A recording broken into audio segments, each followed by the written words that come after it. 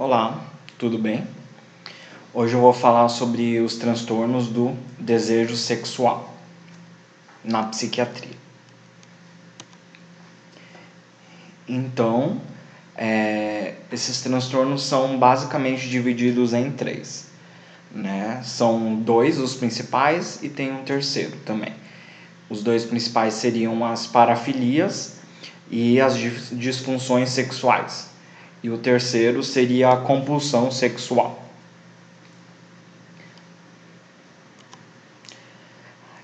O primeiro, parafilias, né? Do grego para, que seria fora, né? E filia, amor, que seria um amor fora dos padrões, por assim dizer. Então, os interesses sexuais atípicos, né? Comportamentos parafílicos consensuais entre adultos, eles não configuram em si um transtorno mental e não justificam ou requerem intervenção médica, intervenção clínica. Então isso é importante, né? Você tem o comportamento parafílico e os transtornos parafílicos, né? Que a gente vai ver a diferença.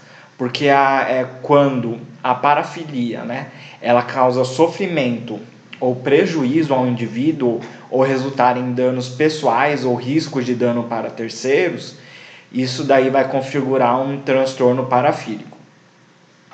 Portanto, a parafilia é uma condição necessária para o transtorno parafílico, mas não suficiente, né? E se consolida quando a parafilia preenche dois critérios. A, que seria expresso por impulsos, fantasias ou comportamentos sexuais recorrentes e intensos por pelo menos 6 meses. E o indivíduo, né, o B, o indivíduo faz sem o consentimento da outra pessoa, né? Ou os impulsos, eles causam sofrimento clinicamente significativo. Então, a parafilia, ela não causa sofrimento, né? Tem o consentimento. Já os transtornos parafílicos, você tem essa característica, dura pelo menos 6 meses, não tem o consentimento da outra pessoa, causa sofrimento. Então, alguns transtornos parafílicos, né? Tem vários descritos, né, pelo DSM e o CID-11. O DSM é um manual estatístico de doenças mentais da Associação Americana de Psiquiatria, em sua 5ª edição, né? Tem a edição revisada já, mas o que eu vou trazer aqui é a 5ª edição. E o CID-11, que é o Código Internacional das Doenças, que já tem a 11ª edição, né? Apesar que a gente usa muito a 10ª edição ainda. Então, você teria o transtorno voyeurista, que é espiar as pessoas, né, sem o consentimento delas, nuas, se despindo ou envolvendo em atividade sexual. Transtorno exibicionista, né, que é expor os órgãos genitais ou atos sexuais para serem observados por outras pessoas sem que tenham dado consentimento, né? Normalmente eles querem causar um choque na outra pessoa, né? Transtorno froteurista, que é tocar ou se esfregar em outra pessoa que não consentiu, né? Por exemplo, a pessoa está em shows, né? Ou está no ônibus e ela se esfrega na outra pessoa sem o consentimento. O masoquismo e tem o sadismo, né, que estão interligados. O masoquismo é o desejo de ser humilhado, espancado, amarrado ou obrigado a sofrer por prazer sexual. Já o sadismo é o prazer por meio da imposição de dor ou humilhação a outra pessoa. O transtorno pedofílico, né, a pedofilia, seria atividade sexual com geralmente crianças pré-púberes de 13 anos ou menos, Eu vou especificar melhor o transtorno pedofílico, né, que é um transtorno importante para a psiquiatria. Transtorno fetichista, que você usa objetos inanimados ou ter um foco altamente específico em partes do corpo não genitais para obter satisfação sexual. Transtorno transvéstico, que é usar roupas e acessórios do sexo oposto para obter satisfação sexual.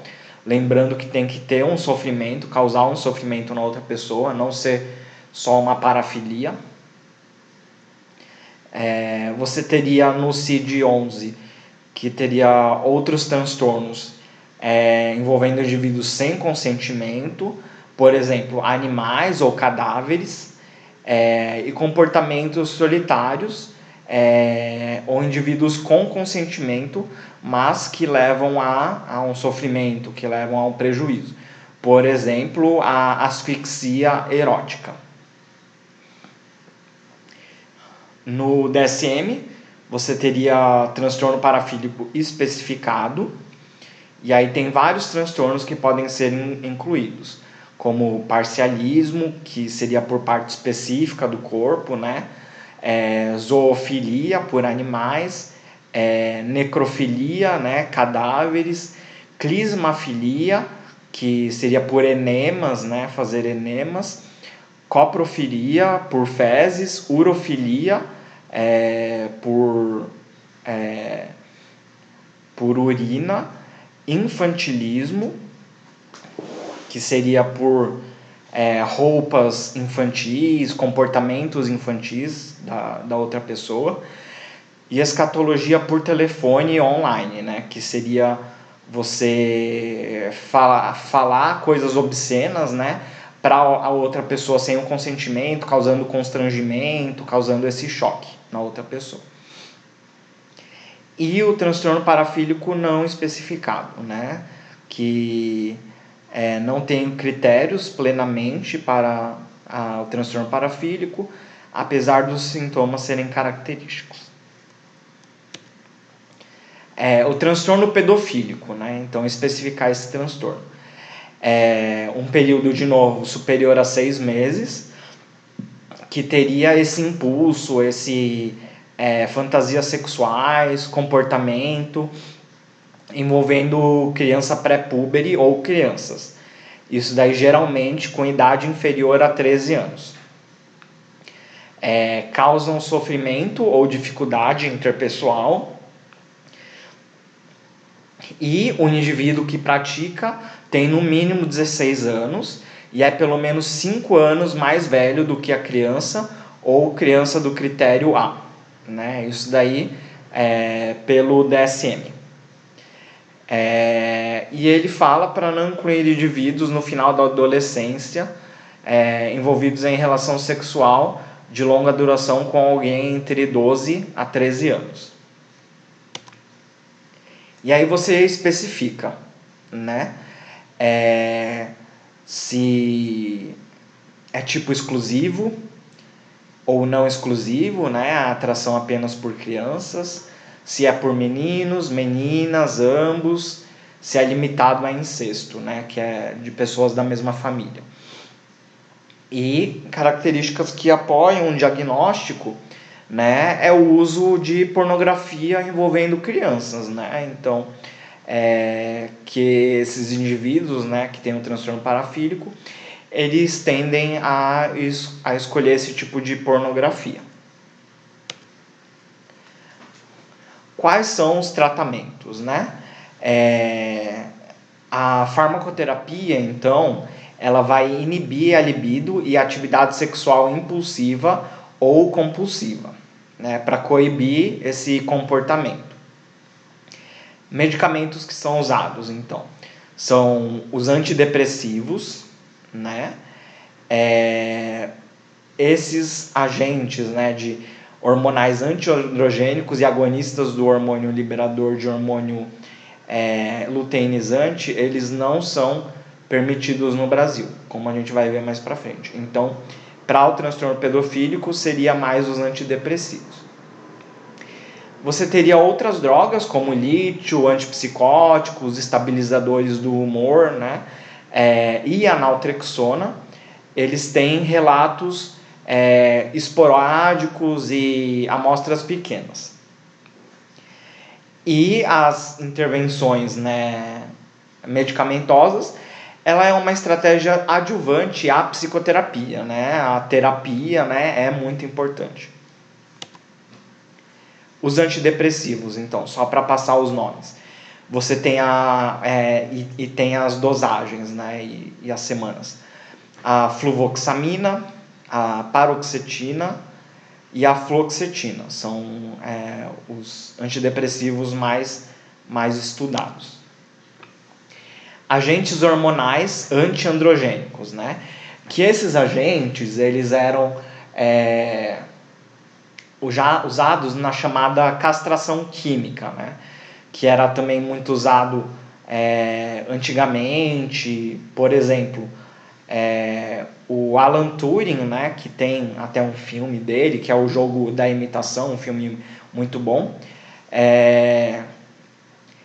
Que assim, ele era homossexual e isso não era permitido, né, naquela época no Reino Unido. E aí ele foi condenado, ele ou ficava, acho que detido, ou ele fazia o tratamento imposto, né, que seria com esses hormônios antiandrogênicos, né. Então eles são chamados de uma castração química, né.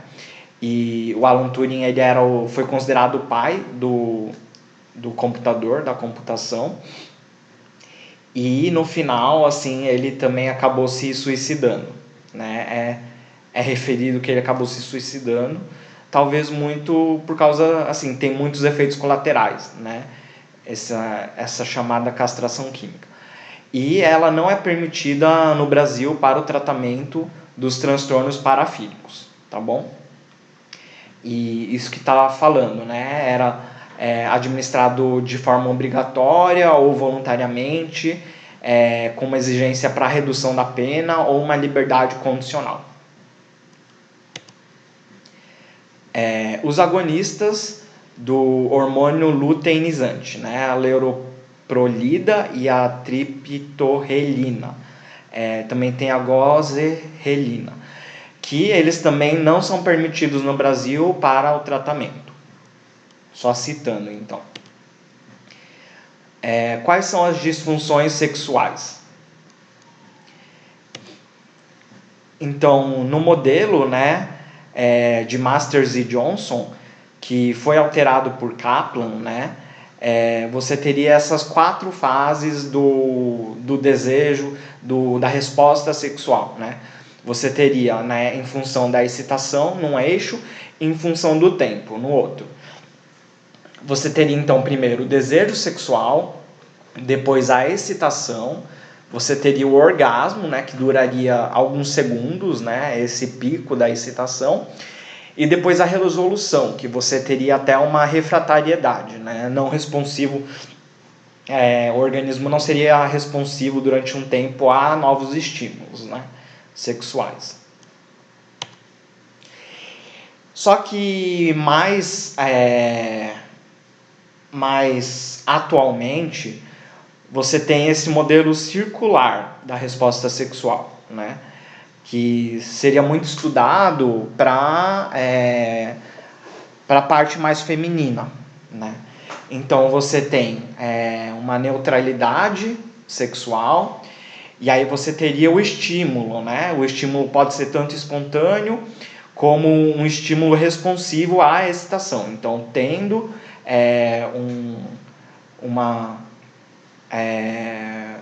um deflagrador para esse estímulo ou sendo de modo espontâneo. E aí você teria essa excitação sexual que poderia aumentar também esse estímulo, né? Então, esse modelo sexual circular, né? E aí teria uma satisfação emocional e física que estaria relacionada, né? E que geraria uma intimidade emocional, né? entre os parceiros.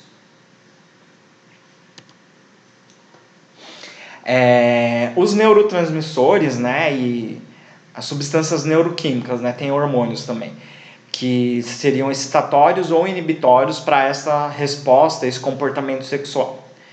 Então você teria, né, a dopamina e a norepinefrina como excitatórias, né, promovendo essa resposta, né?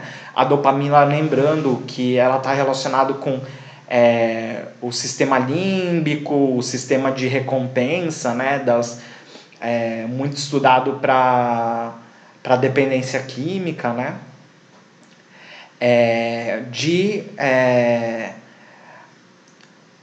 Parte, além disso, né, de excitação.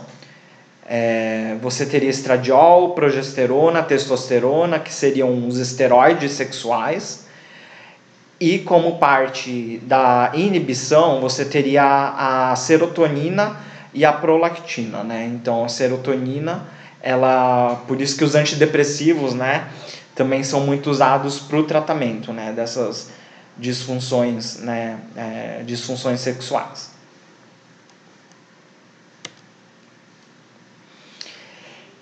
Então, de acordo com o DSM-5, né, para o critério, os critérios, né, são 4 comuns a todas elas para confirmar o diagnóstico dessas disfunções sexuais.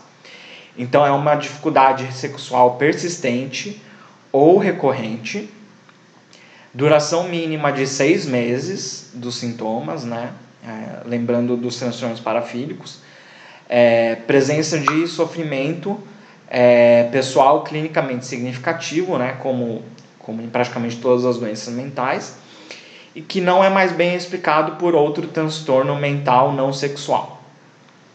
Você teria especificadores para essas disfunções, que seria ao longo da vida ou adquirida, generalizada ou situacional, para determinada situação ou de modo mais generalizado, se essa disfunção acontece, e quanto à intensidade e o sofrimento causado.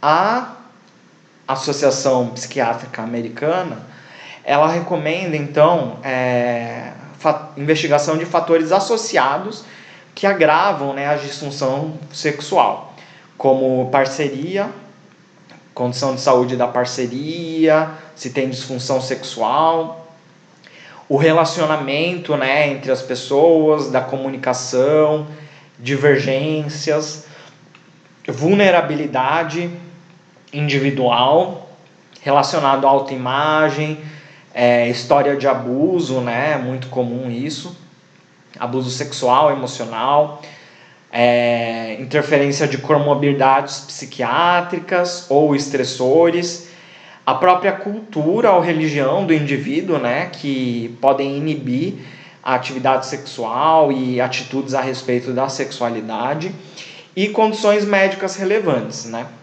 para o prognóstico, curso e tratamento. Então, dando uma tabela de um modo geral para os transtornos, né, você teria o desejo sexual hipoativo, né, que seria a diminuição, a ausência do desejo masculino. No CID-11 ele não especifica, fala de um modo geral para homens e mulheres. Aí volta no DSM, transtorno do interesse e excitação sexual feminino, que seria essa diminuição do interesse sexual, mas na parte da mulher. E o CID-11 também fala da excitação sexual feminina. Tá? Você teria nos dois o transtorno erétil, que é bem conhecido, né? Dificuldade persistente ou recorrente de manter ereção satisfatória, né, para atividade sexual. A ejaculação retardada, né, que não é tão conhecida como a precoce, que seria atraso ou ausência da ejaculação na atividade sexual.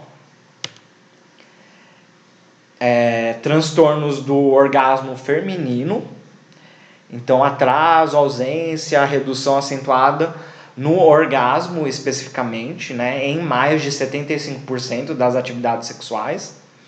A ejaculação prematura, né, conhecida a ejaculação precoce, né, é referida a um tempo em torno de 1 minuto ou menos após a penetração vaginal, né, essa ejaculação rápida. Transtorno de dor gênito-pélvica penetração, antes chamado de dispareunia ou vaginismo, né? Dispareunia seria dor na relação sexual, e o vaginismo, a mulher ela tem contração tão grande dessa musculatura, dessa parte, que até impede ou deixa muito dolorosa a relação sexual, né? Disfunção sexual induzida por substância, medicamento, a não especificada e a especificada. Os exames laboratoriais utilizados no diagnóstico, né, são principalmente a parte hormonal, né, então estradiol, testosterona, SHBG, FSH, LH, que seria o luteinizante, o folículo estimulante, teria a prolactina também, que teria, por exemplo, muita relação com os antipsicóticos, né? Principalmente os típicos, mas a risperidona também aumenta muito a prolactina. Albumina, aí você teria como auxiliares, né? O perfil lipídico, o DEA, a glicemia, hemoglobina glicada, o painel tireoidiano, né, que sempre é bom pedir, né, nos transtornos de humor, principalmente, né, mas de um modo geral na psiquiatria é pedido. Hemograma completo. Então, tratamento, né, para as disfunções masculinas e femininas, né? Para a ejaculação precoce, né, a ejaculação prematura, você teria os antidepressivos, né, os inibidores seletivos de recaptação da serotonina, que eles vão ajudar nessa ejaculação, né, é quase como se fosse um efeito colateral da medicação, né, mas que é usado para esse tratamento. Poderia ser os antidepressivos tricíclicos, né, que é a outra classe, ansiolíticos, né, como benzodiazepínicos, para uma ansiedade de desempenho, aplicação de lidocaína, né, mas tem que usar preservativo, porque senão vai alterar a sensibilidade da mucosa vaginal. Os inibidores de fosfodiesterase 5, né, como o Viagra, associados aos ICRS, para manter a rigidez peniana em alguns casos. Opioide analgésico de ação central, como o tramadol, que eleva o tempo de latência intravaginal, mas é uso limitado, né? Ainda limitado os estudos, e tem risco de dependência.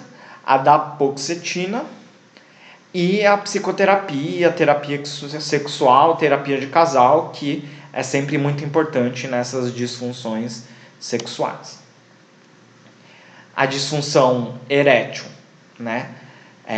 Você teria as orientações, a psicoeducação, psicoterapia, agentes orais, né, como Viagra e similares, tratamento de segunda linha. Você teria agentes injetáveis, como aplicação de substâncias vasoativas, né, medicações intrauretrais dentro da uretra, dispositivos a vácuo, e até acho que a última linha seria implante de prótese peniana, né? Quando você não consegue resolver essa disfunção erétil. o desejo sexual hipoativo, né? Tratamento da depressão, se isso for causa da disfunção. Existem os medicamentos chamados antídotos, né, para esse desejo sexual hipoativo, né, que tá muito, os antidepressivos, um dos efeitos colaterais mais relatados é essa diminuição da libido, né, como efeito colateral dos antidepressivos.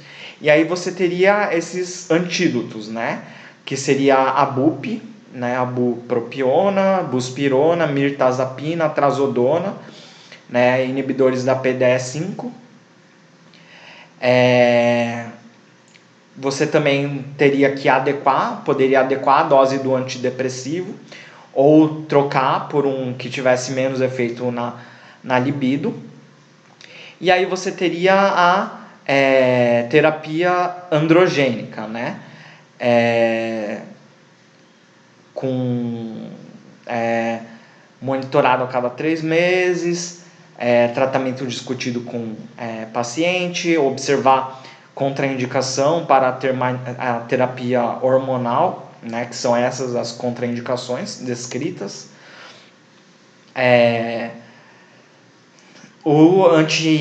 Para anorgasmia, né, quando você não tem desejo, quer dizer, não atinge o orgasmo.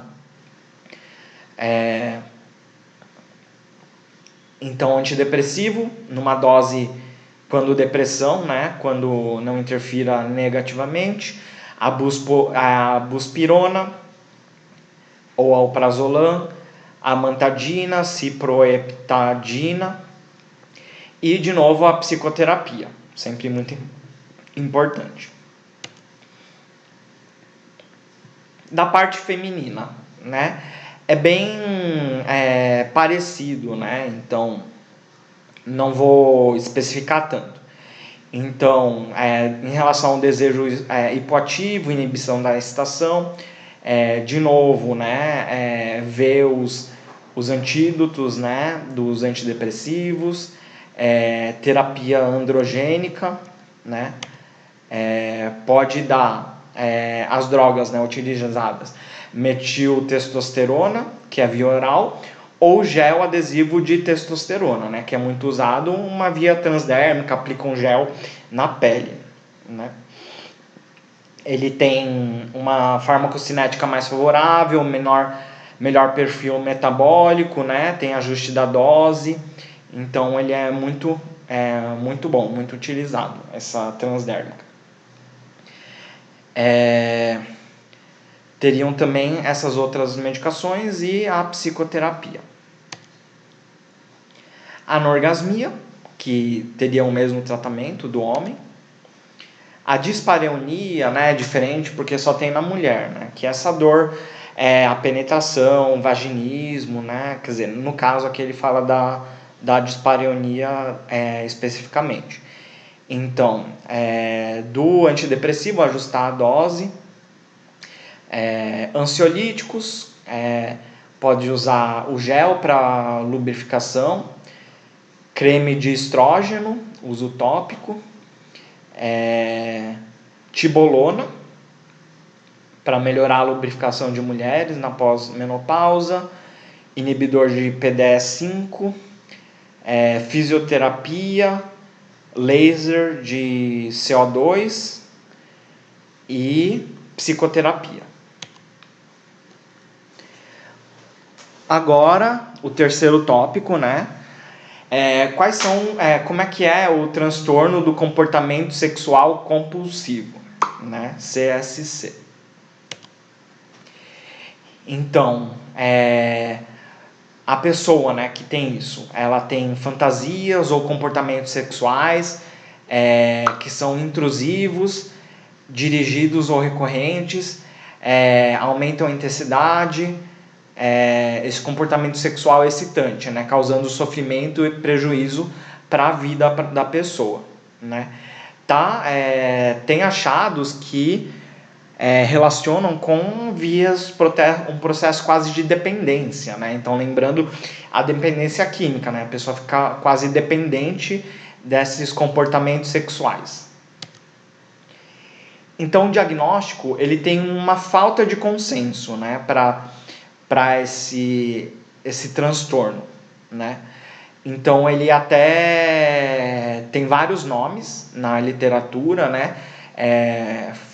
Falado como impulso sexual excessivo, dependência de sexo, transtorno hipersexual, compulsividade sexual, né? Então tem uma precária descrição, né, nosográfica e apresentada pelas duas principais classificações, né, que é o DSM e o CID.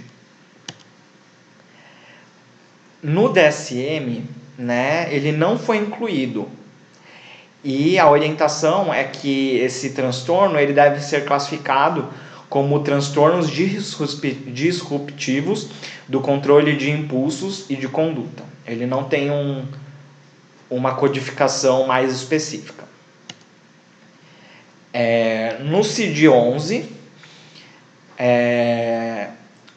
tem uma queixa, né, de padrão persistente na falha do controle do impulso ou desejos sexuais intensos, né?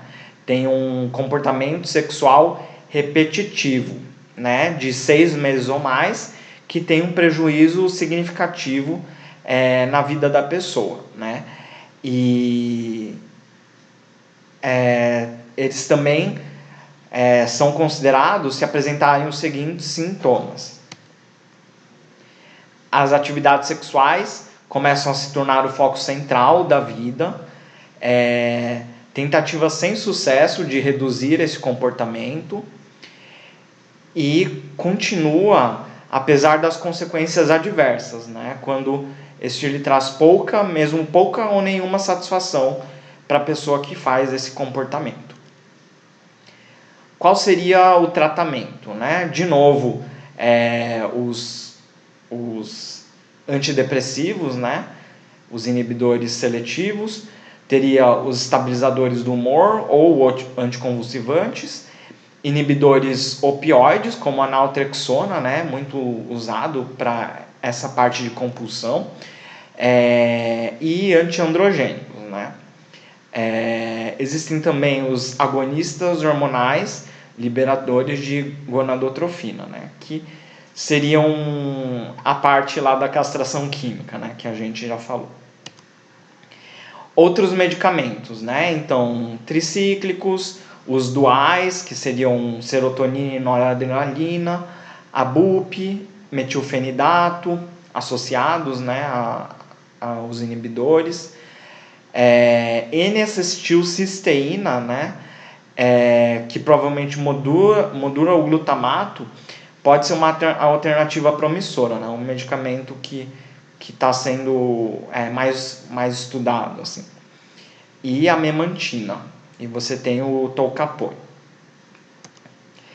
Então foi isso, né, dos transtornos, né, do desejo sexual. Essa é a bibliografia que foi utilizada, né? O DSM, a clínica psiquiátrica da USP e o tratado de psiquiatria da ABP. Então, obrigado. A próxima aula, né, não sei se é a próxima, mas eu vou colocar um transtorno que vai ser interessante, né? E vocês vão ver na próxima aula. Enfim, obrigado, viu?